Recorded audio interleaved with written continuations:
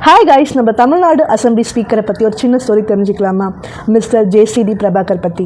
எல்லாரும் டிவிகே கட்சியில் இருக்கார், அதனால் ஈஸியாக ஸ்பீக்கர் ஆகிட்டாருன்னு சொல்கிறீங்க. பட் அவருக்கு அதுக்கு பின்னாடி எவ்வளோ பெரிய உழைப்பு இருக்குன்னு யாருக்குமே தெரியாது. 1970 1980 வந்து பார்த்தீங்கன்னா அவரோட பாலிடிக்ஸ் ஒர்க்ஸ் வந்து ஸ்டார்ட் ஆகிடுச்சு. 1980 மிஸ்டர் டாக்டர் எம்ஜிஆர் அவர்கள் சீஃப் மினிஸ்டராக இருக்கும்போது அப்பத்துலேருந்து அவர் கட்சிக்குள்ளே வந்து அவரோட மக்களுக்காக பயணத்தை தொடங்கினார். கிட்டத்தட்ட எனக்கு தெரிஞ்சு 46 வருஷம் அவர் ஏடிஎம்கே கட்சியில் இருந்து மக்களுக்காக வந்து நிறைய சிஎம் கூட ஒர்க் பண்ணி அவரோட கான்ஸ்டிபியூஷனை வந்து கொடுத்துருக்காரு.